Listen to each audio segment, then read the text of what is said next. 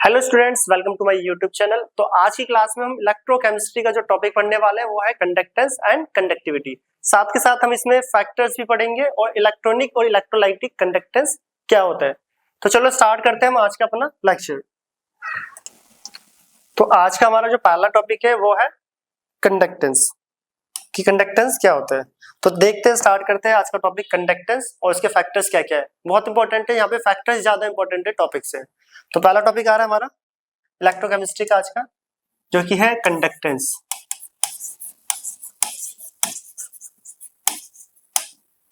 Conductance important. तो conductance होता क्या है? कंडक्टेंस अगर हम बात करें, कंडक्टेंस होता है रेसिप्रोकल ऑफ रेजिस्टेंस। रेजिस्टेंस का रेसिप्रोकल होता है कंडक्टेंस।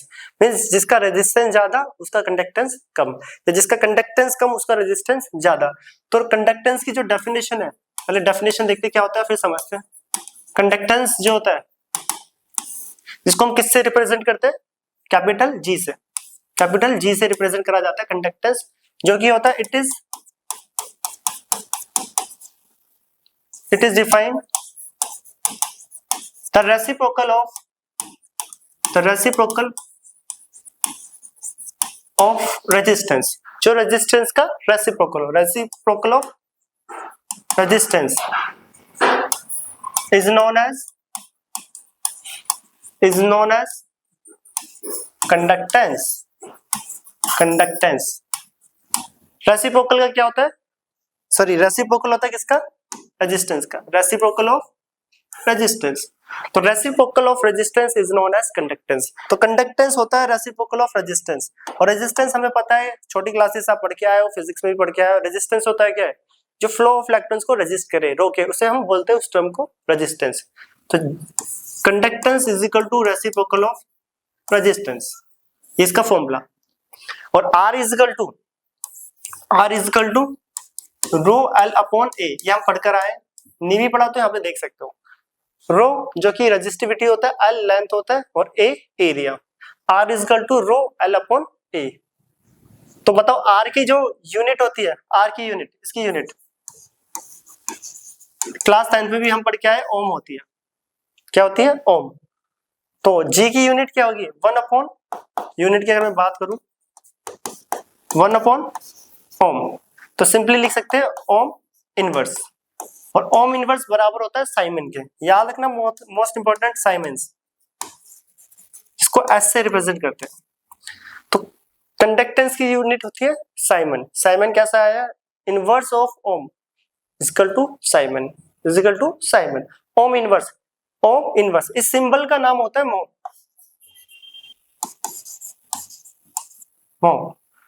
तो कंडक्टेंस जो कि रेसिप्रोकल होता है रेजिस्टेंस का, जिसकी यूनिट होती है ओम इनवर्स, या फिर बोल सकते हो साइमन। जनरली हमें साइमन मिलेगी केमिस्ट्री में, एस। क्लियर? तो जी की यूनिट होती है एस, एस मींस साइमन। और जी होता है क्या? Conductance is the reciprocal of resistance. जहां पे रेजिस्टेंस ज्यादा वहां पे कंडक्टेंस कम, और जहां पे रेजिस्टेंस कम वहां पे कंडक्टेंस ज्यादा। तो आज के जो लेक्चर है उसमें हम कंडक्टेंस और कंडक्टिविटी को पढ़ेंगे। कंडक्टिविटी, तो पहला टॉपिक आ रहा है कंडक्टेंस।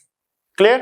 अब कंडक्टेंस 2 टाइप्स के होते हैं, समझेंगे फैक्टर्स के साथ प्रॉपर की कौन कौन से टाइप्स है, क्या क्या उनके फैक्टर्स है।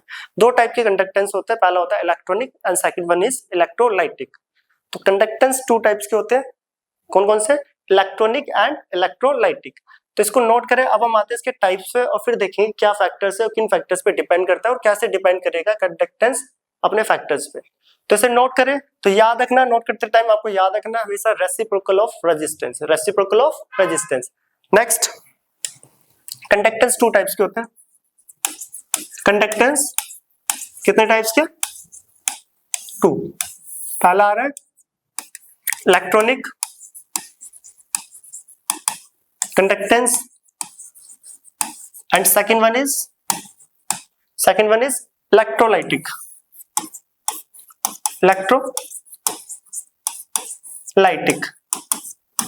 Conductance. Electronic and electrolytic conductance. Electrolytic conductance का दूसरा नाम भी है, यहां पर है आयनिक कंडक्टेंस। आयनिक कंडक्टेंस तो वन बाय वन अब हम इसे पढ़ने वाले हैं। तो पहला आता है हमारा टॉपिक इलेक्ट्रॉनिक कंडक्टेंस। क्या होता है इलेक्ट्रॉनिक कंडक्टेंस और किन फैक्टर्स पे ये डिपेंड करता है। तो पहला जो टॉपिक आ रहा है वो आ रहा है हमारा इलेक्ट्रॉनिक कंडक्टेंस। तो नाम से पता चल रहा है इलेक्ट्रॉनिक कंडक्टेंस। तो यहाँ पे देखना इलेक्ट्रॉनिक कंडक्टेंस जो कि हमारा पहला टॉपिक है। और सेकंड जो आएगा वो आएगा इलेक्ट्रोलाइटिक, जिसको आयनिक भी बोलते हैं। याद रखना बुक में इलेक्ट्रोलाइटिक और आयनिक दोनों नाम से मिलता है।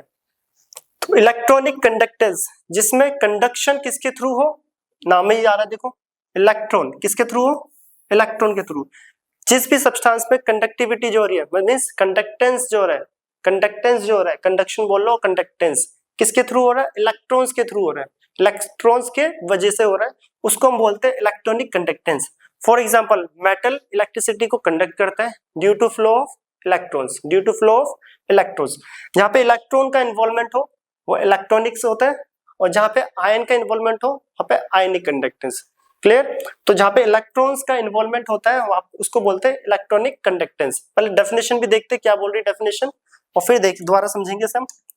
तो दो सब्सटेंस, पहले हम ये लिख रहे हैं, दो substance which conduct electricity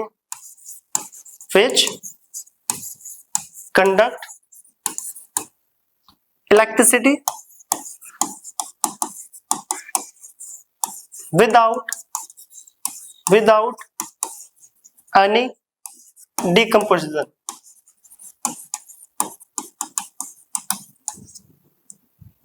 is known as electronic conductance. तो डेफिनेशन बोलती है कि दो substance which conduct electricity without any decomposition. It means देख लो जहां पे कोई भी आयंस का डिकम्पोजिशन नहीं हो रहा, ब्रेकडाउन नहीं हो रहा इलेक्ट्रिसिटी पास करने पर। तो सिंपल सा आयंस का कोई भी मूवमेंट देखो, डिकम्पोजिशन जिसको बोलते हैं ब्रेक होना, ऐसा कब होता है, आयंस के केस में होता है कि एक कैटायन मिल जाता है और एक हमें एनायन। बट इलेक्ट्रॉनिक कंडक्टेंस में कोई भी ब्रेकडाउन नहीं होता, कोई भी आयंस का डिकम्पोजिशन नहीं होता और इलेक्ट्रिसिटी कंडक्ट हो रही है। और किसके वजह से हो रही है, due to flow of ions, due to flow of electrons. Electronic में due to flow of electrons. तो उससे पहले देख लो एग्जाम्पल की अगर हम बात करें तो यहाँ पे आता है मेटल्स में इलेक्ट्रिसिटी किसके वजह से कंडक्ट होती है, इलेक्ट्रॉन्स। ग्रेफाइट एटीसी, सभी मेटल्स, ग्रेफाइट, इन सब में इलेक्ट्रिसिटी कंडक्ट जो हो रही है वो किसके वजह से होती है, किसकी वजह से, इलेक्ट्रॉन्स की वजह से। वहां पे कोई भी डिकम्पोजिशन नहीं होता, कोई भी आयंस का ब्रेकडाउन नहीं होता, सिर्फ इलेक्ट्रॉन्स की वजह से कंडक्शन हो रहा है, उसको बोलते हैं इलेक्ट्रॉनिक कंडक्टेंस। क्या बोलते हैं, इलेक्ट्रॉनिक कंडक्टेंस। एक लाइन और लिख लेना, द फ्लो ऑफ, या फिर सिंपल से लिखते हैं the conduction in this case,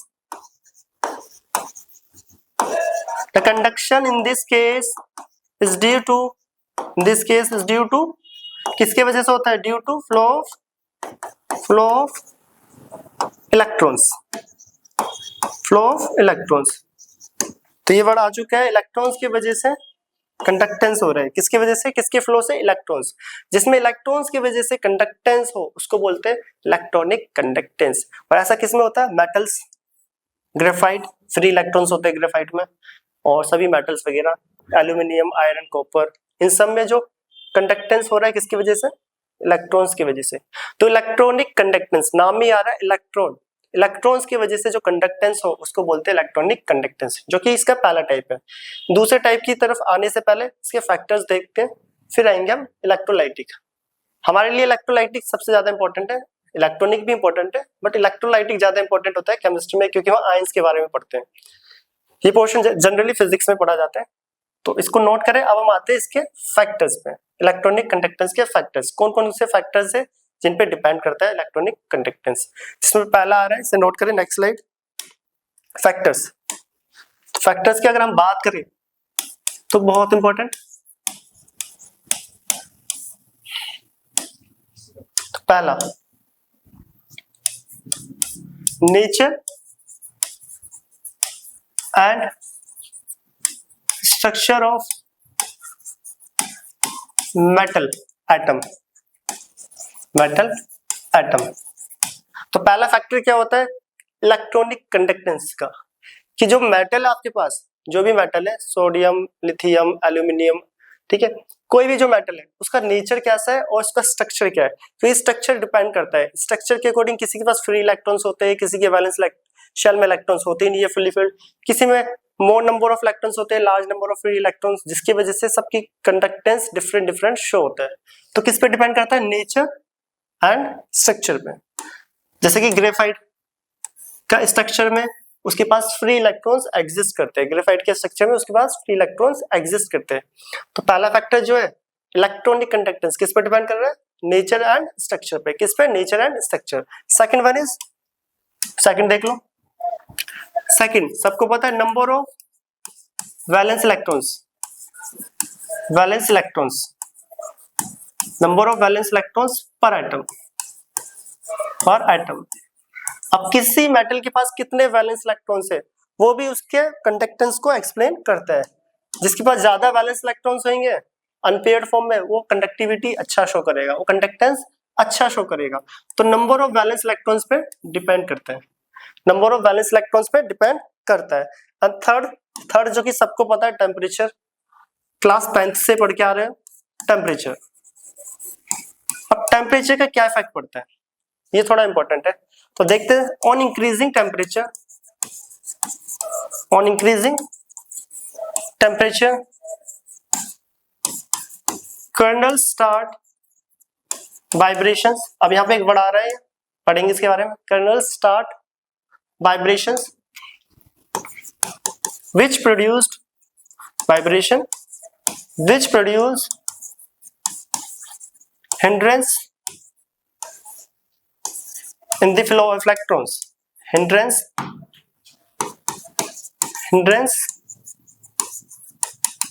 in the flow of electrons, flow of electrons। अब ये स्टेटमेंट मोस्ट इंपॉर्टेंट, टेम्परेचर का क्या इफेक्ट पड़ता है। अगर हम टेम्परेचर इंक्रीज करें तो यहाँ पे एक वर्ड आ रहा है kernel start vibration which produced hindrance in the flow of electrons. ये क्लास 10th और फिजिक्स में भी आप पढ़ते हो। तो पहले यहाँ पे एक जो वर्ड आ रहा है कर्नल, उसका मतलब होता है कोर, कोर, और इसका मतलब है कि positive charge particle, positive charge in metal. तो सिंपल सा बोला जाए तो एक वायर है, इसके अंदर ये इलेक्ट्रॉन्स और साथ के साथ पॉजिटिव चार्ज जो पार्टिकल होते हैं इसमें, इस पॉजिटिव चार्ज को ही बोलते हैं कर्नल्स, कोर। क्या बोलते हैं, कोर। क्या बोल सकते हो, कर्नल्स। ये वर्ड मिलते हैं आपको, तो ऐसे भी लिख लेना है। अब जैसे ही मैं इसका टेम्परेचर बढ़ा दूं, टेम्परेचर को बढ़ा दूं, टेम्परेचर इंक्रीज कर दूं, टेम्परेचर मैंने बढ़ा दिया। अब देखो जैसे ही मैं टेम्परेचर को इंक्रीज करूंगा तो यहाँ पे लिखा है कर्नल स्टार्ट वाइब्रेशन। इस जो पॉजिटिव चार्ज है, जिसको कोर भी बोलते हैं और कर्नल्स भी बोलते हैं, इनके अंदर क्या आएगा, वाइब्रेशन। टेम्परेचर बढ़ाने पे क्या करेंगे, वाइब्रेट। और जैसे ये वाइब्रेट करेंगे तो फ्लो ऑफ इलेक्ट्रॉन को डिस्टर्बेंस करेंगे, फ्लो ऑफ इलेक्ट्रॉन को क्या करेंगे, डिस्टर्ब करेंगे। Disturb means hindrance.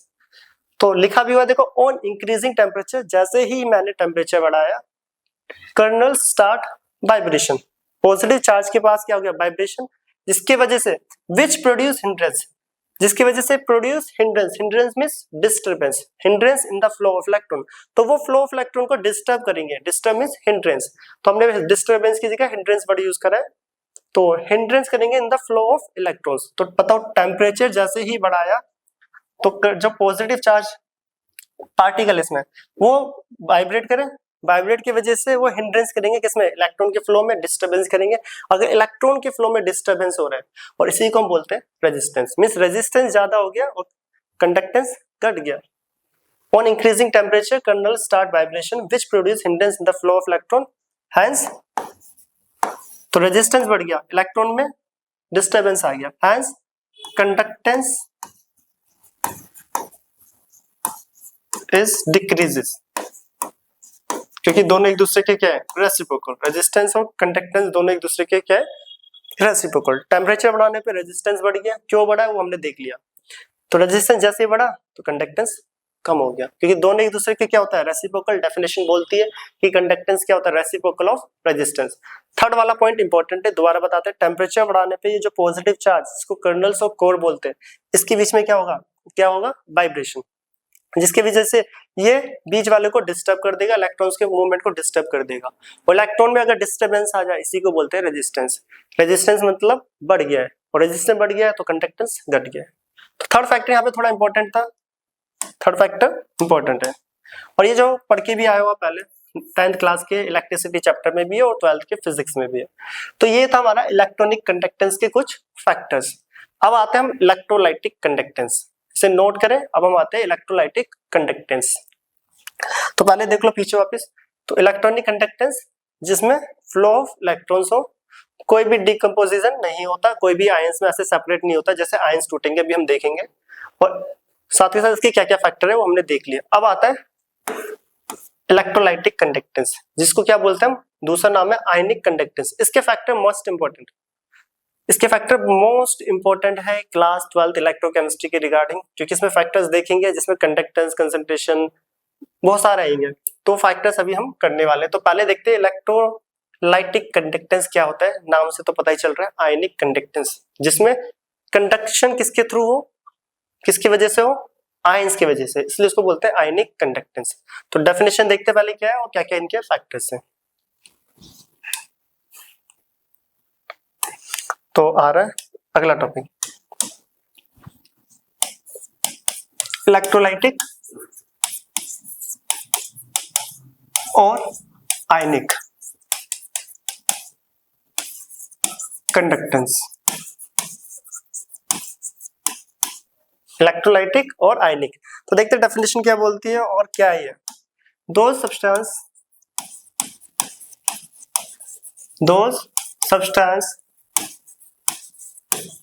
which decomposition when electric current passed through them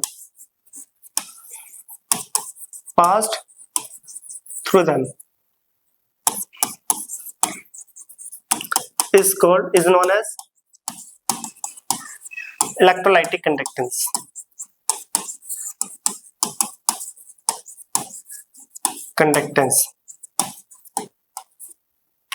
ठीक है, दो substance which decomposition when electric current pass through it, जहां पे इलेक्ट्रिक करंट पास हो और पास करने के बाद वो डिकम्पोजिशन कर दे, मींस ब्रेक डाउन कर दे, आयंस में टूट जाए। ब्रेक डाउन कौन करता है, आयंस ही तो टूटते हैं। पर किसी सॉल्ट को डालते हैं कैटायन बनता है, एक एनायन। सेम एज इट किसी एसिड को वाटर में डालते हैं तो एक कैटायन एक एनायन। डिपेंड करता है कि वो स्ट्रॉन्ग इलेक्ट्रोलाइट है या वीक इलेक्ट्रोलाइट है। स्ट्रॉन्ग है तो कंप्लीटली डिसोसिएशन एंड वीक है तो पार्शियली। तो दो substance which decomposition when electric current pass through them is known as electrolytic conductance. अब एग्जांपल ऐसा किस किस में होता है देख लो, एग्जांपल देख लो। Solution of acid, base, salt, fused salt, etc। तो हम छोटी क्लास से पढ़ के भी आए, किसी भी एसिड को डाले तो H+ आयन दे रहा है, बेस OH नेगेटिव आयन दे रहा है, सॉल्ट्स कैटायन एनायन दोनों दे रहे हैं। ठीक है, और एसिड और बेस भी देते हैं कैटायन एनायन। एसिड में जो कैटायन है वो H पॉजिटिव और एनायन डिपेंड करता है कौन सा एसिड है। तो अभी देखते हैं कि कौन कौन से आयन है वगैरह दे रहा है। बट उससे पहले एक लाइन लिख लेना, द कंडक्टेंस या conduction in this case is due to flow of ions. Flow of ions, यहाँ पे आयंस की वजह से कंडक्टेंस होता है। किसकी वजह से, आयंस। एसिड हमें आयंस देगा, बेस भी आयंस देगा, सॉल्ट भी देगा, फ्यूज सॉल्ट, गला हुआ नमक, पिघला हुआ नमक, ठीक है, कैसा भी हो, या पानी में घुला हुआ एक्वस सॉल्यूशन वाला, सबके सब क्या देंगे हमें, आयंस। तो conduction in this case is due to flow of ions. Flow of ions, इसी वजह से इसका दूसरा नाम पड़ता है, therefore it is called ionic conductance। therefore it is also known as ionic conductance। इसी वजह से इसका दूसरा नाम आता है आयनिक कंडक्टेंस। तो आयनिक कंडक्टेंस होता क्या है, जो आयंस की वजह से कंडक्शन करे, इसकी वजह से आयंस की वजह से, और जहां पे बोल सकते हो कि इलेक्ट्रिक करंट पास करने पे डिसोशिएट हो जाए आयंस में, डेफिनेशन के अकॉर्डिंग। और ऐसा होता है सॉल्ट्स में होता है, सब में होता है, एसिड बेस सॉल्ट इन सब में। इसका दूसरा नाम है आयनिक कंडक्टेंस, क्योंकि यहाँ पे जो इलेक्ट्रिसिटी हो रही है, जो कंडक्शन हो रहा है, वो किसके थ्रू हो रहा है, due to flow of ions, due to flow of ions, इसलिए इसका नाम आयनिक और इलेक्ट्रोलाइटिक नाम से आ रहा है। देखो इलेक्ट्रोलाइट कौन होते हैं, जब इलेक्ट्रिसिटी पास करे तो जो इलेक्ट्रोलाइट है वो सेपरेट आउट हो जाए, सेपरेट आउट बोल दो या डिकम्पोजिशन बोल लो या फिर ब्रेक आउट, तो उसको बोलते हैं इलेक्ट्रोलाइटिक। आयनिक क्यों बोला गया है, क्योंकि हाँ वो ब्रेक आउट होके एक कैटायन बना रहा हो एक anion, therefore it is called ionic conductance. इसकी डेफिनेशन है, एग्जांपल है। अब आते हैं इसके मेन जो है सबसे इंपॉर्टेंट, जो आज की क्लास का मेन पर्पस है, इसके फैक्टर्स। फैक्टर्स मस्ट इंपॉर्टेंट, तो डेफिनेशन पता होनी चाहिए फैक्टर्स पढ़ने के लिए, क्योंकि डेफिनेशन नहीं पता तो फिर आप फैक्टर्स को समझ नहीं पाओगे। तो अब आता है फैक्टर्स, इसके भी इसको नोट करें, इसके आएंगे फैक्टर्स मोस्ट इंपॉर्टेंट। पहला फैक्टर, फैक्टर्स में जो फर्स्ट आ रहा है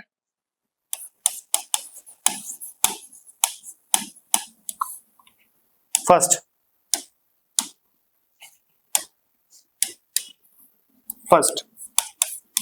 nature of electrolyte.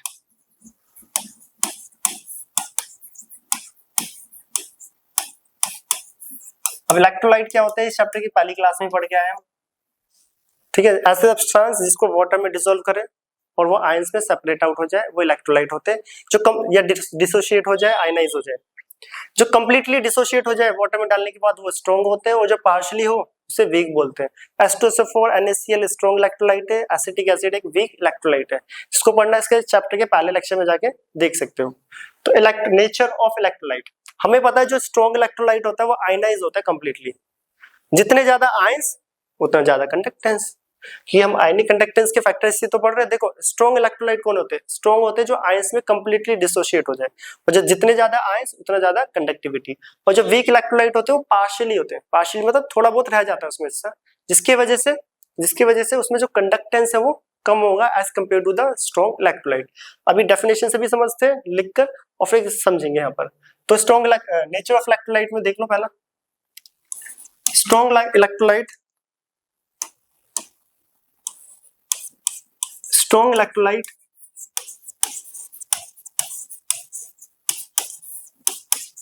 ionized almost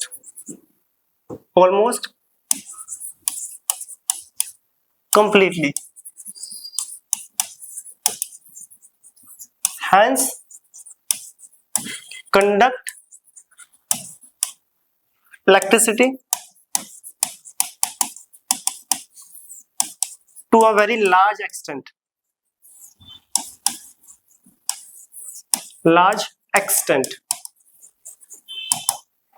तो स्ट्रॉन्ग इलेक्ट्रोलाइट में जो आयनाइजेशन होता है, वैसे डिसोसिएशन आयनाइजेशन, आयनाइज वो कंप्लीटली होता है। स्ट्रॉन्ग का मतलब ही है जो कंप्लीटली क्या हो, ionize. Strong electrolyte ionized completely, अगर ऑलमोस्ट कंप्लीटली, तो कंप्लीटली आयंस में डिसोशिएट हो रहा है, इसका मतलब उसके पास आयंस ज्यादा है। तो वो बताओ कंडक्ट करेगा इलेक्ट्रिसिटी, हाँ इलेक्ट्रिसिटी कंडक्ट करेगा वेरी लार्ज एक्सटेंट, मतलब मैक्सिमम जितना हो सकता है। बट वीक इलेक्ट्रोलाइट में ऐसा नहीं होता। वीक इलेक्ट्रोलाइट जो आयनाइज होता है पार्शियली, मींस कम आयंस में डिसोशिएट हो रहा है, तो कम में हो रहा है तो इलेक्ट्रिसिटी कंडक्ट भी कम होगी, क्योंकि इसके पास आयंस कम है। और कंडक्शन किसके थ्रू होता है इसमें, आयंस की वजह से। जिसके पास आयंस ज्यादा उसकी कंडक्टिविटी ज्यादा, जिसकी आयंस कम उसका कंडक्शन कम, ठीक है, कंडक्टिविटी कंडक्शन कम। तो देख लो इसका second, weak electrolyte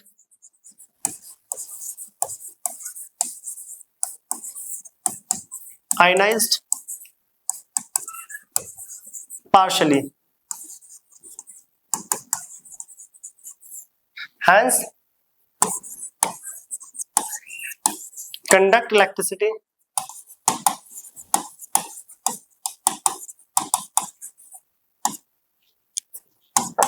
to a very small extent,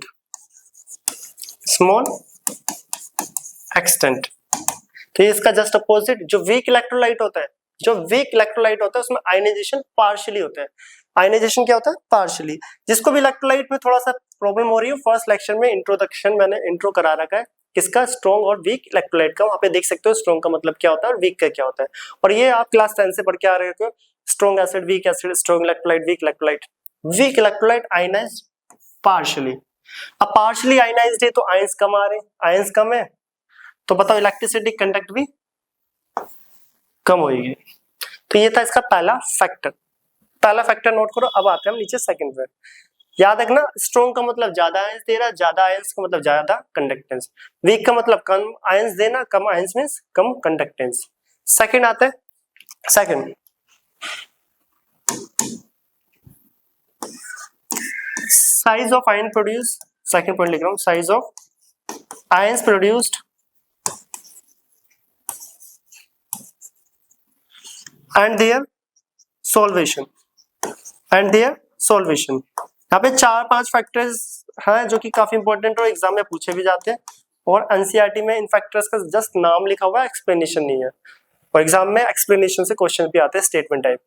तो size of ion produce and their solvation, तो स्टेटमेंट क्या बोलती है वो भी देख लो। अब देख लो यहाँ पे, जितना बड़ा साइज होगा आयंस का, कंडक्टेंस उतना कम होता है। क्यों? क्योंकि इसको डिस्टर्ब ज्यादा कर देंगे। अगर आप बड़ा साइज है आयंस का, जैसे कि हमने बताया था यहाँ पे, चलो ऐसे ही बता देते हैं। आयंस का जितना बड़ा साइज होगा तो उसके लिए डिस्टर्बेंस उतना ज्यादा होगा, और ज्यादा डिस्टर्बेंस मींस रेजिस्टेंस ज्यादा, रेजिस्टेंस ज्यादा तो कंडक्टेंस कम। तो बेसिकली होता है क्या, आयंस का साइज जितना बड़ा होगा उसमें डिस्टर्बेंस उतनी ज्यादा हो जाती है, उसकी कंडक्टेंस उतनी ही कम। तो अगर हम यहाँ पे स्टेटमेंट देखते हैं फिर समझेंगे। Greater the size of ion, greater the size of ions or greater the solution of ions। यहाँ पे एक वर्ड है सॉल्वेशन, तो ग्रेटर द साइज हो या ग्रेटर द सॉल्वेशन हो। अब सॉल्वेशन का मतलब क्या है ये भी देख लो, that is combination of, solvation का मतलब combination of ions with solvent, bracket close. Solvation का मतलब होता है combination of ions with solvent, ions का कॉम्बिनेशन सॉल्वेंट, जिसको बोलते हैं सॉल्वेशन। क्या बोलते हैं? सॉल्वेशन। तो जितना ज्यादा साइज होगा आयंस का, या बोल सकते हो जितना ज्यादा सॉल्वेशन होगा तो कंडक्टेंस उतना ही कम। साइज जितना बड़ा उतना ज्यादा डिस्टर्बेंस। देयरफॉर लास्ट में लिख देते हैं इसके नीचे, लेसर इज द कंडक्टेंस। और कौन सा कंडक्टेंस पढ़ रहे हैं हम? इलेक्ट्रोलाइटिक और आयनिक भी बोलते हैं जिसे। तो याद रखना, जितना बड़ा आयंस का साइज, जितना बड़ा, देखो अंडरलाइन करते हैं, greater the size of ion, जितना बड़ा साइज ऑफ आयंस, या बोल सकते हैं ग्रेटर द सॉल्वेशन, सॉल्वेशन जितना ज्यादा। और सॉल्वेशन होता है क्या है? Combination of ions with solvent, combination of ions with solvent. तो आयंस का साइज जितना बड़ा उतना ज्यादा डिस्टर्बेंस और उतना ही कम कंडक्टेंस। ये सेकंड फैक्टर जो कि इसका आ रहा है, पहला था नेचर ऑफ इलेक्ट्रोलाइट और सेकंड था size of ions produce and their solvation. तो प्रॉपर एक एक नोट्स के साथ हम यहाँ पे कर रहे हैं हर एक चैप्टर को, ताकि कहीं से कोई बुक्स में कोई स्टेटमेंट पढ़ना ना पड़े। तो ये दो फैक्टर्स इसे नोट करें। थर्ड फैक्टर में हमारे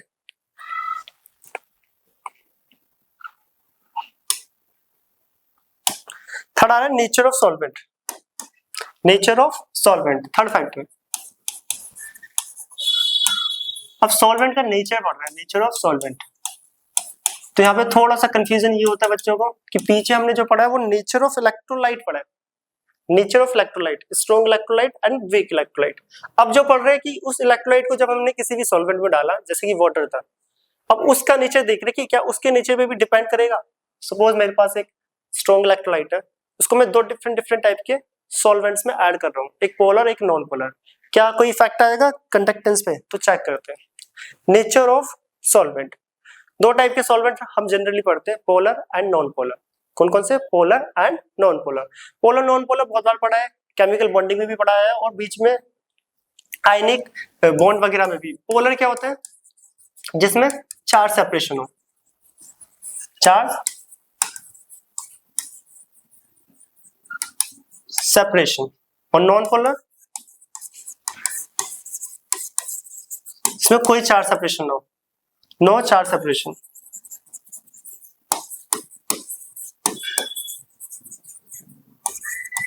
ठीक है।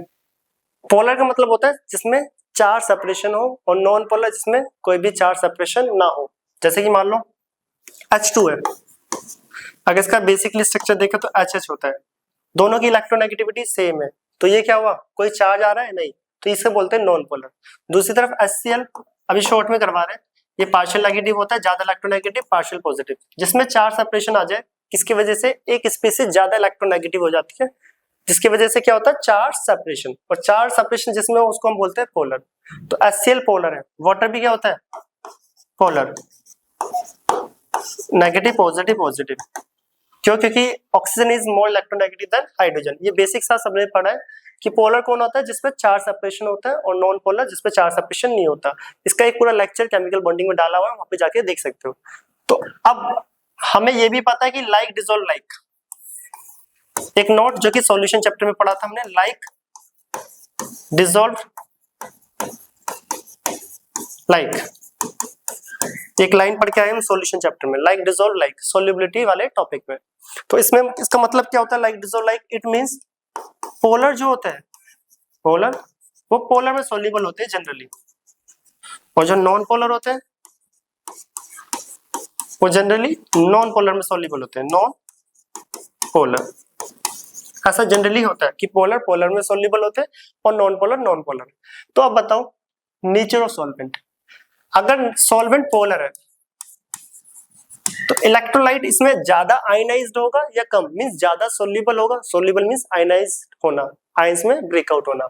अगर मैं इलेक्ट्रोलाइट की बात करूं तो इलेक्ट्रोलाइट्स जो होते हैं, इलेक्ट्रोलाइट्स का मतलब ही होता है जो सॉल्वेंट में जाने पे कैटायन और anion they, positive and negative. तो इलेक्ट्रोलाइट क्या होते हैं, इलेक्ट्रोलाइट भी पोलर हुए, क्योंकि वो क्या करते हैं, चार्ज सेपरेशन, चार्ज को कैरी कर रहे हैं। तो इलेक्ट्रोलाइट क्या है, जिनके पास चार्ज सेपरेशन होता है, positive means cation, negative means anion.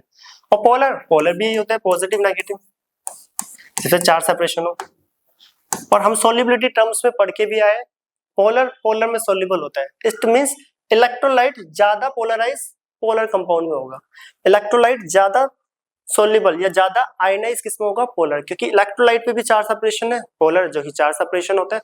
और like dissolve like means polar polar में सॉल्युबल होते हैं, पोलर पोलर में मींस पोलर अच्छे से सोल्यूबल हो जाएगा, एक एक आयन सेपरेट आउट हो जाएगा। तो इसके बारे में अब चलो हम लिखते हैं, तो इतना तो क्लियर हो गया होगा कॉन्सेप्ट कि इलेक्ट्रोलाइट ज्यादा आयनाइज्ड होगा पोलर में, क्योंकि इलेक्ट्रोलाइट खुद पोलर है, और वाटर मान लो ये एक पोलर है, वाटर ले लेते हैं यहाँ पे, H2 एक पोलर है। तो इलेक्ट्रोलाइट वाटर में अच्छे से आयनाइज होगा, क्योंकि हमें पता है like dissolve like generally polar polar में सोल्यूबल होते हैं और नॉन पोलर नॉन पोलर में। तो इसकी स्टेटमेंट अब हम लिखते हैं कि क्या फैक्ट होगा कि पोलर जो कंपाउंड हो मींस इलेक्ट्रोलाइट आयनाइज्ड होता है पोलर में, और जितना ज्यादा आयनाइजेशन उतना ज्यादा आयंस मिलेंगे, उतना ही ज्यादा कंडक्टेंस। तो electrolyte ionise more in polar solvent, clear. तो electrolyte ionise more in polar solvent, तो लिखते हैं इसे, electrolytes ionise more in polar polar solvent. पहले इसका मतलब तुमने समझ लिया, electrolyte ionise more in polar solvent, क्योंकि इलेक्ट्रोलाइट खुद पोलर है, और पोलर पोलर में क्या होते हैं, सोल्यूबल मींस अच्छे से आयनाइज हो जाएगा, एक एक ion separate out. Electrolyte ionise more in solvent polar solvent, greater the polarity of solvent, the polarity of solvent.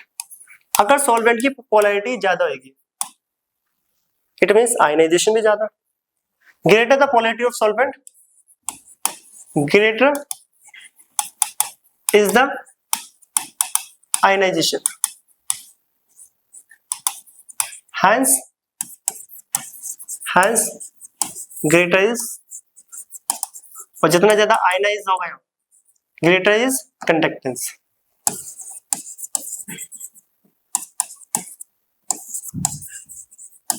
अब दोबारा देख लो, इलेक्ट्रोलाइट जो होते हैं, इलेक्ट्रोलाइट आयनाइज किस में होंगे? पोलर में, क्योंकि इलेक्ट्रोलाइट कौन होते हैं? पोलर, और हम पोलर की बात कर रहे हैं। और पोलर पोलर में आयनाइज कंप्लीटली होते हैं, सोल्यूबल कंप्लीटली होते हैं। तो पहली लाइन का मतलब electrolyte ionise more in polar solvent, electrolyte polar solvent में ज्यादा आयनाइज्ड होते हैं। क्लियर? उसके बाद अगर मैं बोलूं पोलैरिटी बढ़ती जा रही है तो इलेक्ट्रोलाइट को उसमें डाल रहे तो आयनाइजेशन भी बढ़ती जाएगी।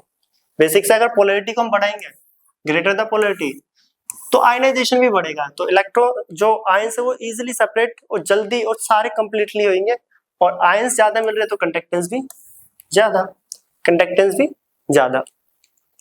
तो जितना ज्यादा सॉल्वेंट की पोलैरिटी उतना ज्यादा आयनाइजेशन, और जहां पे आयनाइजेशन ज्यादा तो इट मींस वहां पे आयंस ज्यादा आ रहे तो कंडक्टेंस ज्यादा। और पोलर नॉन पोलर क्या होता है? पोलर होते हैं जिनमें चार सेपरेशन हो, non polar no charge separation. ये बेसिक स्टेटमेंट है। और स्टेटमेंट हम ये भी पढ़ के आए, like dissolve like. Polar polar में सोल्यूबल होता है, इट मींस पोलर पोलर में आयनाइज अच्छे से होता है, और नॉन पोलर में। तो ये था नेचर ऑफ सॉल्वेंट। तो नेचर ऑफ सॉल्वेंट पे ये कैसे डिपेंड करता है। नेक्स्ट आता है fourth.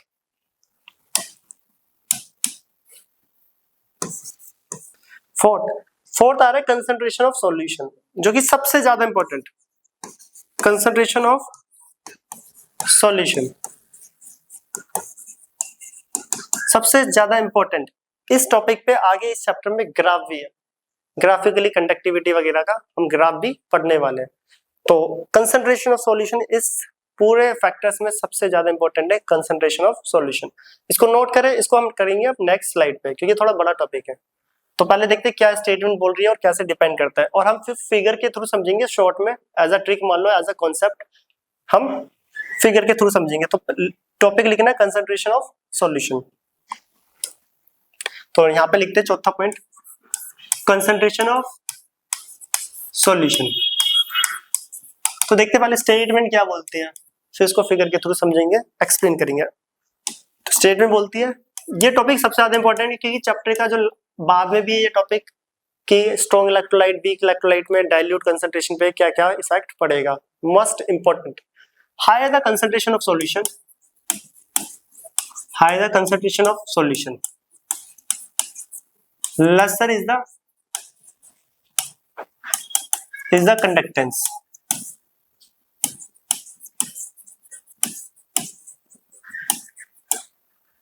Higher the concentration of solution, lesser is the conductance. This is because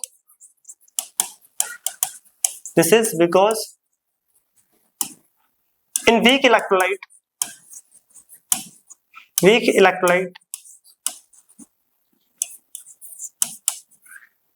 ionization is weakly, ionization या dissociation यूज कर सकते हो, बट ionization is weakly, इसको partially भी बोल सकते हैं। ionization is weakly, but in strong electrolyte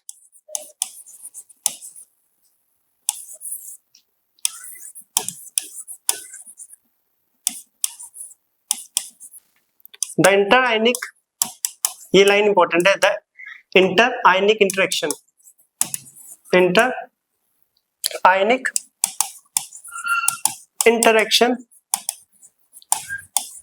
is high at high concentration. अभी हाई कंसंट्रेशन ऑन डाइल्यूशन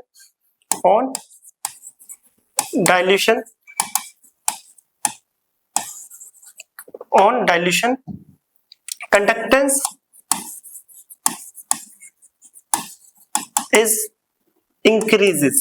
अब ये क्या स्टेटमेंट है, एक साथ क्या क्या बोल गए, तो इसमें कंसंट्रेशन के लिए, डाइल्यूट के लिए, सबके लिए बोला है। पहले बोला at higher the concentration of solution, higher the concentration of solution, जितनी ज्यादा कंसंट्रेशन होगी उतना कम क्या होगा, कंडक्टेंस।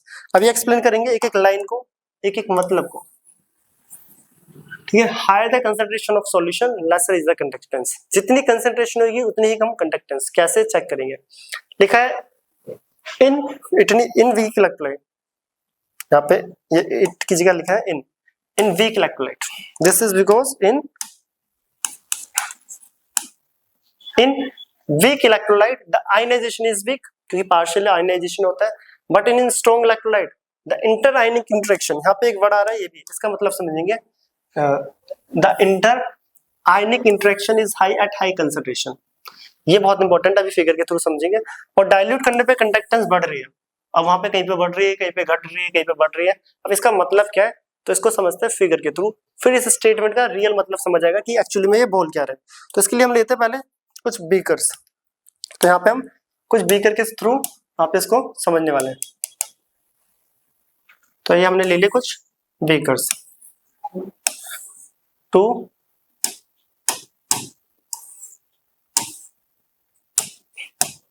ये ले लेते हैं एक और एक और 1 2 3 एंड 4, 4 बीकर ले लिया। तो इनको थोड़ा साइज बड़ा कर लेते हैं ताकि इजीली वीडियो में दिखे। बीकर फर्स्ट, बीकर सेकंड, ठीक है, और ये बीकर थर्ड, ताकि वीडियो में एक एक आयंस हमें दिखे। एंड वीडियो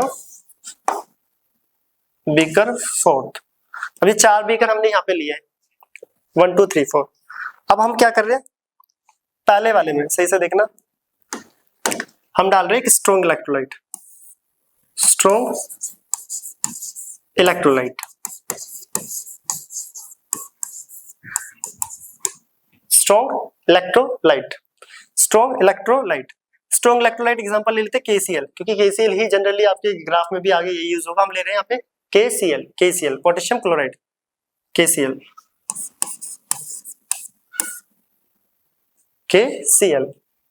ठीक है। यहाँ पे भी स्ट्रॉन्ग इलेक्ट्रोलाइट है,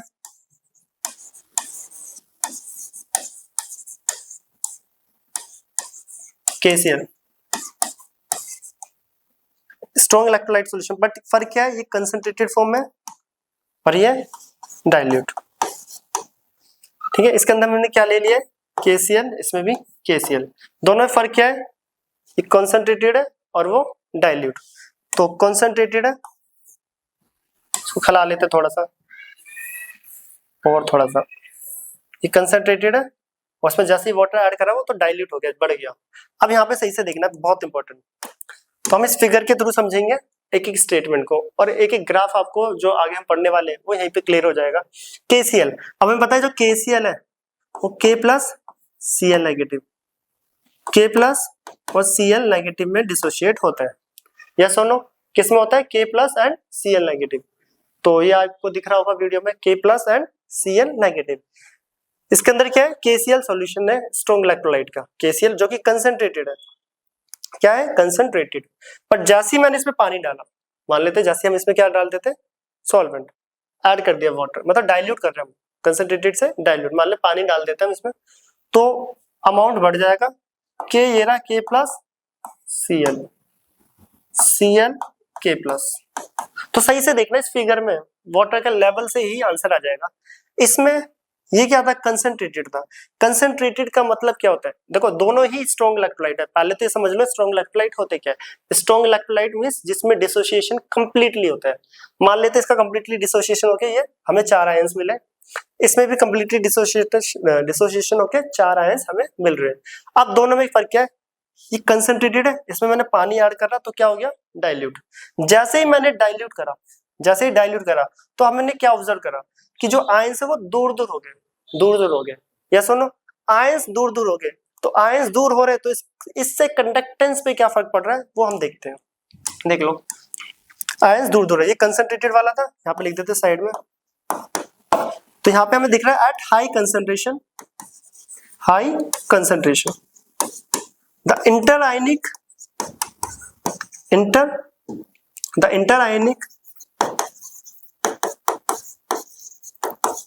interaction, the interanic interaction is high, therefore less is conductance। अब इसका मतलब क्या है,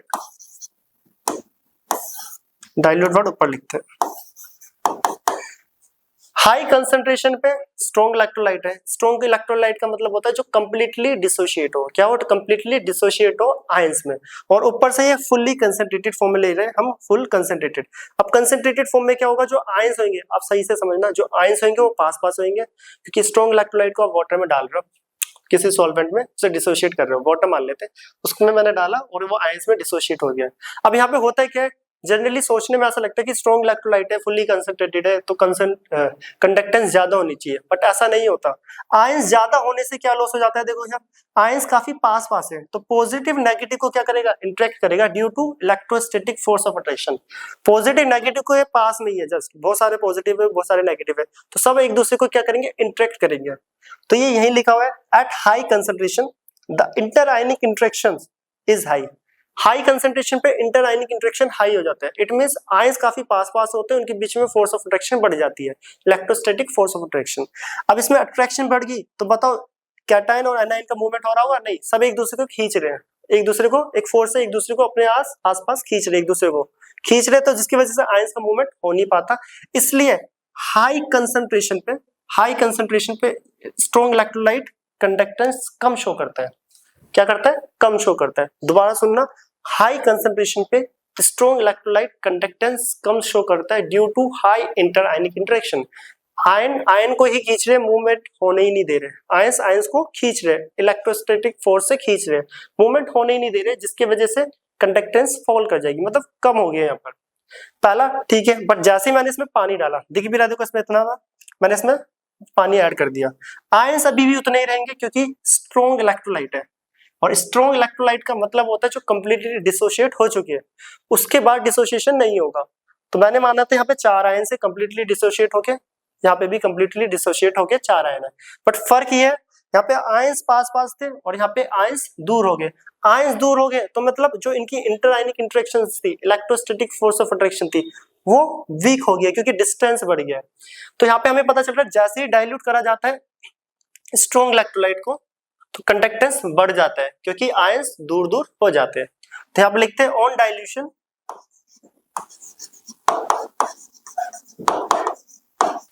the ions are far apart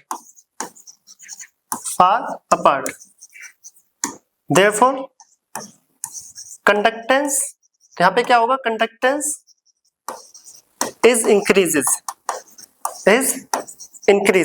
तो ये बहुत इंपॉर्टेंट है, बहुत ज्यादा इंपॉर्टेंट। तो यहाँ पर देख लो, तो पहले मैं इस 2 बीकर को यहाँ से हटा देता हूँ। तो यहाँ पे हो क्या रहा है, हाई कंसंट्रेशन पे इंटरआयनिक इंटरेक्शन ज्यादा थी, जिसकी वजह से कंडक्टेंस कम थी। जैसे ही हमने इसे डाइल्यूट करा, मान लो पानी ऐड कर दिया, तो इंटरेक्शन क्या होगी, वीक। क्यों? क्योंकि आयंस दूर दूर हो गए, तो इनके बीच की इलेक्ट्रोस्टैटिक फोर्स अट्रैक्शन कम होगी। तो on dilution the ions are far apart therefore conductance is increases. Ions दूर दूर हो गए, अब मूवमेंट इजीली हो जाएगा, इनके बीच में कोई भी फोर्स ऑफ अट्रैक्शन नहीं है, अगर है भी तो बहुत बहुत स्मॉल। तो यहाँ पे हमें दिख रहा है हाई कंसंट्रेशन पे स्ट्रॉन्ग इलेक्ट्रोलाइट का कंडक्टेंस कम होता है और डाइल्यूट करने पे बढ़ जाता है, डाइल्यूट करने पे बढ़ जाता है। तो इसको मैं साइड करके लिख देता हूँ, तो इसको इधर लिख लेते हैं राइट में थोड़ा। तो अगर मैं ऊपर पॉइंट देखो ये हमने डाइल्यूट करा है, यहाँ पे कंसंट्रेटेड को डाइल्यूट करा है। अगर ऊपर की लाइन अगर आप ऊपर पढ़ना चाहो या ना पढ़ना चाहो तो भी अगर हम देखेंगे क्या उसका मतलब है, बट अगर आपने ये पॉइंट्स पढ़ लिए तो उसको पढ़ने की कोई जरूरत नहीं है। स्ट्रॉन्ग इलेक्ट्रोलाइट हाई कंसंट्रेशन पे क्या करता है, कंडक्टेंस कम होता है, बट जैसे ही उसे डाइल्यूट करा जाता है तो आयंस दूर दूर हो जाते हैं। पहले हाई कंसंट्रेशन पे होता है क्या, इंटरआयनिक इंटरेक्शन ज्यादा है, जैसे ही पानी डाला तो आयंस दूर दूर हो गए, इंटरेक्शन कम होगी और कंडक्टेंस फास्ट। वहां पे चलो मैं रीड करके बता देता हूँ कहाँ पे क्या क्या है। देखो, higher the concentration of solution lesser is the conductance, reason high interionic interaction, लिखा भी हुआ है देखो यहाँ पर। अभी जो जो पहला पढ़ा है उसका मतलब क्या, but in strong electrolyte the interionic interaction is high at high concentration. High concentration पे इंटरआयनिक इंटरेक्शन हाई आती है और जैसे ही हम डाइल्यूट करते हैं तो कंडक्टेंस बढ़ जाता है, रीजन ये रहा। उस स्टेटमेंट को पढ़ने की जरूरत नहीं है, ये स्टेटमेंट्स आप करोगे तो ये इजीली समझ आएगी।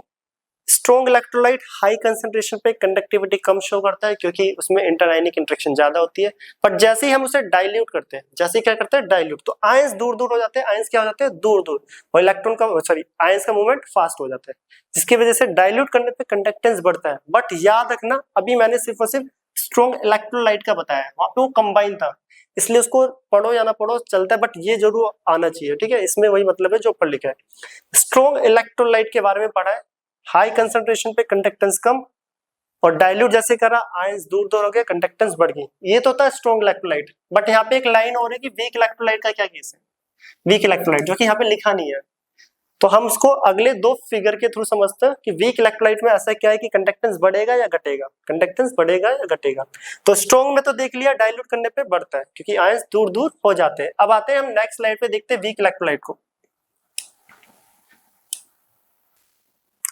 तो अब हम देखते हैं वीक इलेक्ट्रोलाइट को। तो वीक इलेक्ट्रोलाइट के लिए भी हम पहले दो बीकर ले लेते हैं, तो उसके थ्रू समझेंगे कि वीक इलेक्ट्रोलाइट में क्या होगा। तो वीक इलेक्ट्रोलाइट, तो ये बीकर है और एक ये रहा, ठीक है। तो वीक इलेक्ट्रोलाइट, तो यहाँ पे हम ले लेते हैं weak electrolyte, electrolyte acetic acid, जो कि हमने लिया है इसमें CH3COOH एसिटिक एसिड, जो कंसंट्रेटेड फॉर्म में, कंसंट्रेटेड फॉर्म में तो इसका अमाउंट थोड़ा सा कम कर लेते हैं, ये कंसंट्रेटेड फॉर्म में। और सेम वीक इलेक्ट्रोलाइट है, यहां पर भी वीक इलेक्ट्रोलाइट CH3COH, इसके अंदर भी, और फर्क क्या है, वो डाइल्यूट फॉर्म है, किस फॉर्म में, डाइल्यूट। अब क्या होता है वीक इलेक्ट्रोलाइट का मतलब क्या है, पहले ये देखते हैं। वीक इलेक्ट्रोलाइट होते कौन है, हमें पता है वीक इलेक्ट्रोलाइट वो होते हैं जो पार्शियली डिसोशिएट होते हैं अपने आयंस में। तो वीक इलेक्ट्रोलाइट है, मान लेते हैं CH3COO negative H positive, CH3COO negative and H positive, partially dissociate होता है। पार्शियली डिसोशिएट का मतलब होता है कि वो अपना 100% आयंस में डिसोशिएट नहीं होते, कुछ पोर्शन उसका बच जाता है। बट जैसे ही हम वीक इलेक्ट्रोलाइट को, ये सबको पता है बेसिकली, छोटी क्लास से पढ़ के आ रहे हैं, जैसे ही वीक इलेक्ट्रोलाइट में, ये भी पता तो देखना, जैसे ही वीक इलेक्ट्रोलाइट में मैंने क्या डाल दिया, वाटर ऐड कर दिया इसमें, जैसे वाटर ऐड करा इसे डाइल्यूट कर दिया, पानी बढ़ गया। अब यहाँ पे आयंस मान लो 4 थे टोटल, क्या वहां पे भी 4 होंगे स्ट्रॉन्ग की तरह, नहीं। वीक इलेक्ट्रोलाइट में जैसे ही मैं सॉल्वेंट को ऐड करूं, जैसे वाटर को ऐड करूं, तो डिसोसिएशन बढ़ जाता है। यहाँ पे क्या बढ़ जाता है, डिसोसिएशन। इसका मतलब क्या है, देखो यहाँ पे पहले कितना आयंस थे, लेफ्ट में 4 H positive, CH3COO negative H positive, CH3COO negative plus H positive. दोनों फिगर, बस फिगर में देख लो फर्क क्या है। इसमें 4 आयंस थे टोटल, पर जैसे ही मैंने सॉल्वेंट डाइल्यूट करा, सॉल्वेंट को डाला, तो आयंस बढ़ गए, क्योंकि वीक इलेक्ट्रोलाइट का मतलब ही यही होता है जो पार्शियली डिसोशिएट हो। पार्शियली डिसोशिएट का मतलब है कि उसे उतना सॉल्वेंट नहीं मिलाता जितने में वो कंप्लीटली डिसोशिएट कर जाए, थोड़ा और डिसोशिएट कर जाए। बट मैंने जैसे ही सॉल्वेंट डाला तो वीक इलेक्ट्रोलाइट अपना डिसोशिएशन करने लग गया, जो उसके 4 आयंस थे वो उससे जाके बढ़ गए। तो आयंस एकदम से बढ़ गए तो कॉमन सी बात है, आयंस का डिसोशिएशन हो गया तो कंडक्टेंस तो बढ़ेगा ही। तो मोर नंबर ऑफ आयंस, देखो यहाँ पे देख लो, on dilution more number of ions dissociates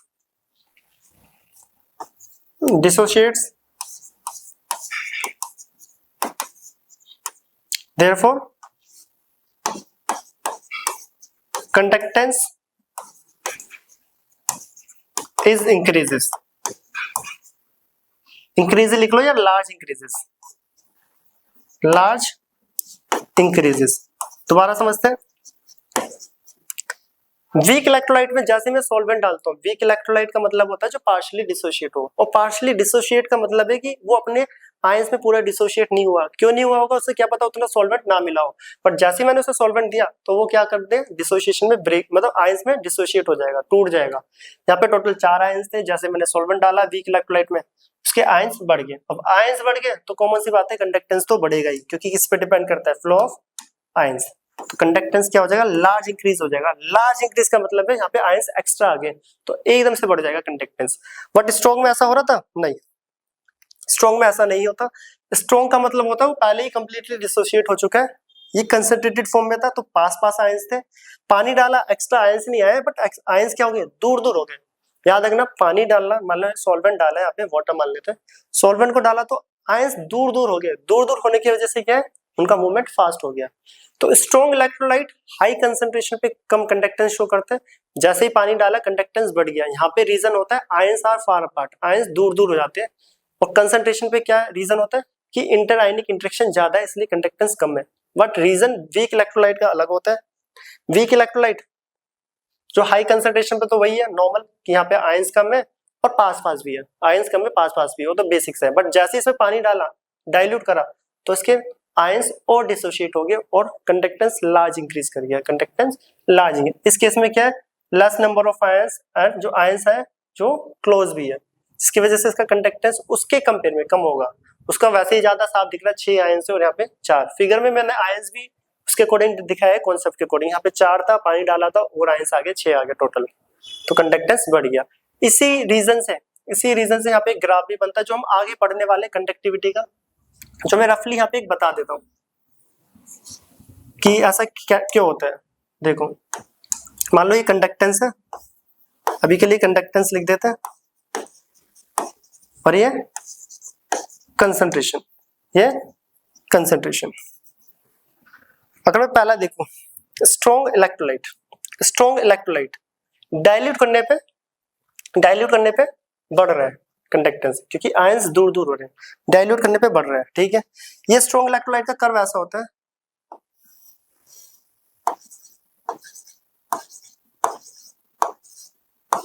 इसको हम आगे पढ़ेंगे भी।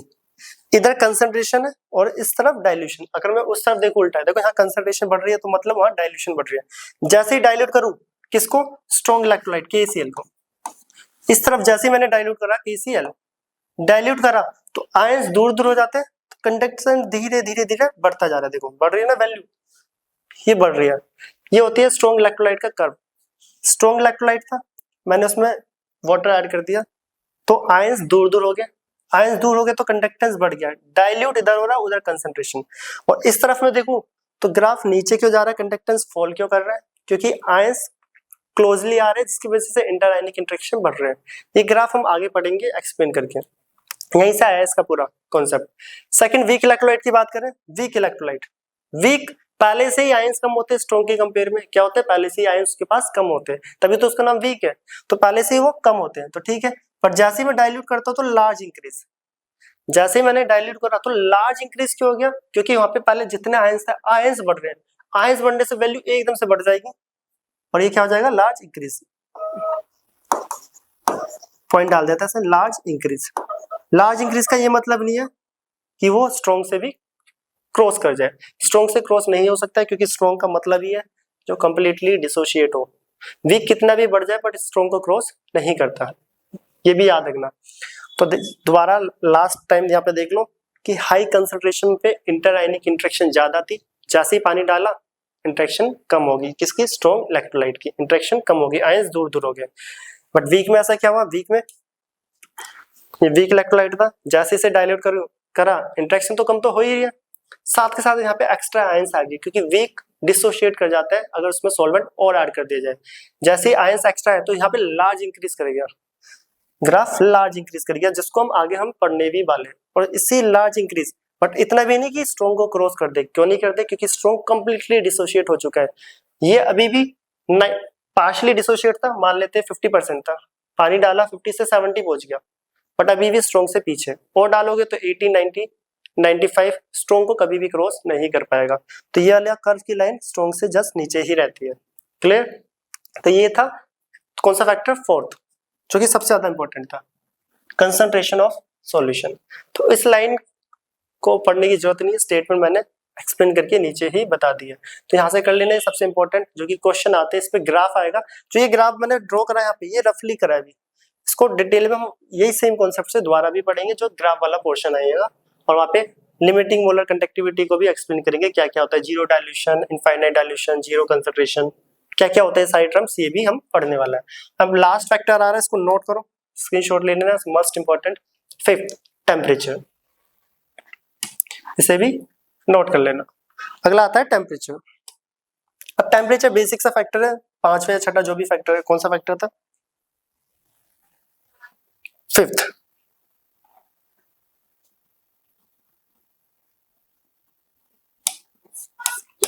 इसके बाद एक दो फैक्टर देखते होता है, यानी टेम्परेचर हमें पता है टेम्परेचर का क्या इफेक्ट पड़ेगा, ऑन इंक्रीजिंग टेम्परेचर डिसोसिएशन बढ़ता है, टेम्परेचर बढ़ाने पे डिसोसिएशन बढ़ता है, डिसोसिएशन बढ़ा तो कंडक्टेंस भी बढ़ गया। तो बेसिक सा फैक्टर है क्या है, ऑन इंक्रीजिंग टेम्परेचर,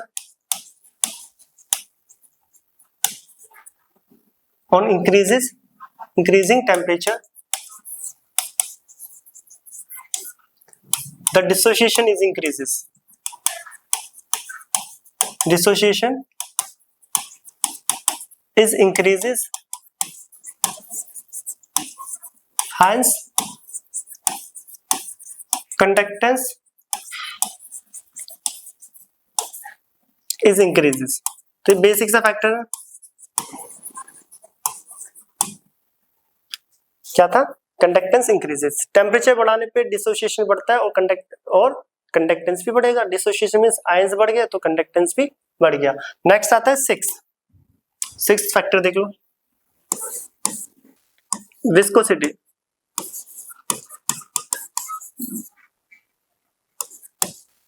अब विस्कोसिटी का क्या इफेक्ट पड़ता है, मतलब एक पानी है, पानी की तरह लाइट लिक्विड है, हल्का जो होता है, और एक डार्क, विस्कोसिटी क्या होता है, गाढ़ापन। तो जितना गाढ़ा लिक्विड होगा, जितना डार्क लिक्विड होगा, तो बताओ इलेक्ट्रॉन्स का फ्लो फास्ट होगा स्लो, कॉमन सी बात है, स्लो ही होगा। कि क्या होगा, स्लो। अगर लाइट लिक्विड है तो इजीली फ्लो कर जाता है, और डार्क जो होता है गाढ़ा वो स्लो करता है। तो ज्यादा विस्कोसिटी लेसर कंडक्टेंस, क्योंकि आयंस का मूवमेंट बहुत ज्यादा स्लो हो जाएगा। तो बेसिक से पॉइंट है, बाकी ये सब तो higher the viscosity, higher the viscosity of solvent,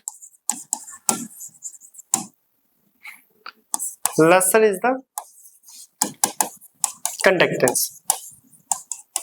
तो विस्कोसिटी जितनी ज्यादा, जितना गाढ़ा लिक्विड, आयंस का मूवमेंट उतना स्लो, कंडक्टेंस उतना ही कम। तो यहाँ पे लिख लेना विस्कोसिटी ऑफ सॉल्वेंट। तो ये कुछ 6 फैक्टर थे, जिसमें से लास्ट के 2 फैक्टर बिल्कुल बेसिक, टेम्परेचर बढ़ाने पे कंडक्टेंस बढ़ता है, क्यों, क्योंकि डिसोसिएशन बढ़ जाता है, और विस्कोसिटी गाढ़ापन, विस्कोसिटी बढ़ाने पे कंडक्टेंस घट जाता है, कि जितना गाढ़ा लिक्विड होगा इलेक्ट्रॉन फ्लो उतना ही स्लो हो पाएंगे। जैसे वाटर के अंदर मूवमेंट अच्छा होगा और हनी के अंदर स्लो, क्लियर, क्योंकि हनी की विस्कोसिटी ज्यादा है। तो ये था हमारा कंडक्टेंस, जो कि आज का पहला लेक्चर है। अब आता है कंडक्टिविटी, इसे नोट करें। अब हम आते हैं, कंडक्टिविटी छोटा सा है, उसकी सिर्फ स्टेटमेंट पढ़नी है, conductivity. Next topic is conductivity. तो आज का सेकंड टॉपिक, तो फर्स्ट टॉपिक बहुत बड़ा था, कंडक्टिविटी। स्टेटमेंट बहुत इंपॉर्टेंट है, इसको स्पेसिफिक कंडक्टिविटी भी बोलते हैं, स्पेसिफिक कंडक्टिविटी।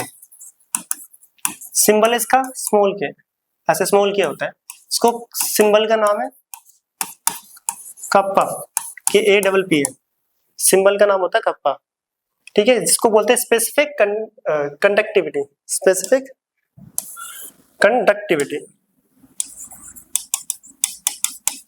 आप कंडक्टिविटी बोलो या स्पेसिफिक कंडक्टिविटी, स्मॉल से के से रिप्रेजेंट करा जाता है, स्मॉल के से, जैसे कप्पा बोला गया है।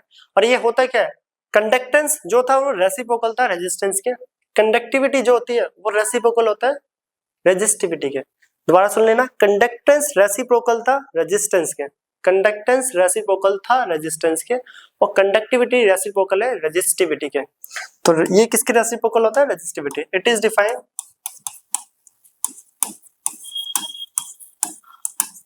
the reciprocal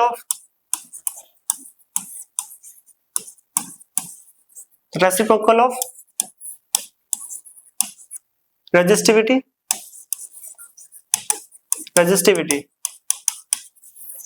is known as conductivity। क्या होगा, कंडक्टिविटी। तो कप्पा बराबर क्या हो गया, स्मॉल के 1/, 1 अपॉन रो, और हमें पता है जो R होता है rho L upon A and rho is equal to RA upon L।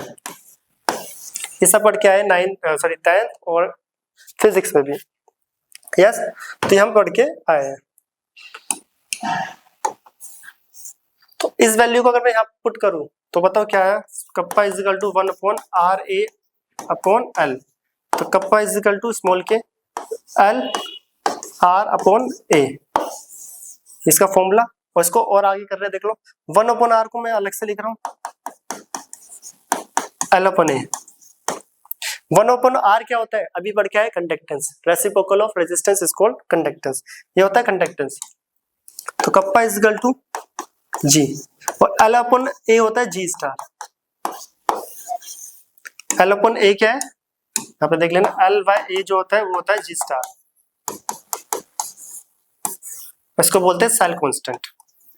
Cell constant, cell constant होता है L अपॉन A। तो L अपॉन A की जगह पे सेल कांस्टेंट आ गया जिसको G स्टार से रिप्रेजेंट करा जाता है, और 1 अपॉन R को G लिख दिया, कंडक्टेंस अभी भी बढ़ गया है। तो कप्पा बराबर हो गया G इंटू G स्टार। तो यहाँ पे स्पेसिफिक कंडक्टिविटी की दूसरी डेफिनेशन आ रही है, it is define the product of conductance and cell constant. तो यहाँ पे लिख देते हैं specific conductivity, conductivity is defined as the product of ठीक है, is the product of किस का प्रोडक्ट होता है, conductance and cell constant, product of conductance and cell constant. तो स्पेसिफिक कंडक्टिविटी की सेकंड स्टेटमेंट आ रही है, it is defined as the product of conductance and cell constant. अब दूसरी इसकी यूनिट की बात करें तो यूनिट भी यहाँ पे लिख देते हैं, यूनिट तो इंपॉर्टेंट है ही। तो के की जो यूनिट होती है क्या है, 1 अपॉन रेजिस्टिविटी, क्या है 1 अपॉन रेजिस्टिविटी, ठीक है। और रेजिस्टिविटी बराबर होता है आर ए अपॉन एल। तो इसकी यूनिट होती है, आर की यूनिट ओम मीटर, ओम मीटर, देखो मीटर स्क्वायर अपॉन मीटर, तो मीटर बचा ओम मीटर। तो ओम मीटर रेसिप्रोकल में गया तो यूनिट क्या आई, ओम इनवर्स मीटर इनवर्स। और ओम इनवर्स को हम क्या लिखते हैं, साइमन, पीछे ही पड़ गया है, तो साइमन मीटर इनवर्स इसकी यूनिट, साइमन मीटर इनवर्स इसकी यूनिट। तो यूनिट ऐसा है 1 upon ohm metre, ohm inverse metre inverse, तो साइमन मीटर इनवर्स इसकी यूनिट। और सेल कांस्टेंट की unit L upon A, L upon A length upon area, ऊपर मीटर नीचे मीटर स्क्वायर, तो मीटर इनवर्स। तो इसकी यूनिट लिख देते हैं मीटर इनवर्स यूनिट। तो ये होता है हमारा स्पेसिफिक कंडक्टिविटी। रेसिप्रोकल होता है रेजिस्टिविटी के, जैसे यूनिट आई साइमन मीटर इनवर्स, और सेंटीमीटर में लेंगे तो साइमन सेंटीमीटर इनवर्स। इसको हमने जब ड्राइव करा छोटा सा तो फाइनली आया है K equal to G into में G स्टार, इसको G स्टार बोलते हैं सेल कांस्टेंट, और 1 अपॉन R होता है कंडक्टेंस। तो स्पेसिफिक कंडक्टिविटी जिसको कंडक्टिविटी भी बोलते हैं उसकी सेकंड स्टेटमेंट आ रही है, is the product of G into G star unit area. तो साथ ही साथ एक नोट भी देख लो नेक्स्ट पेज पे कंडक्टेंस के लिए, वो पीछे रह चुका था। Conductance is measured bye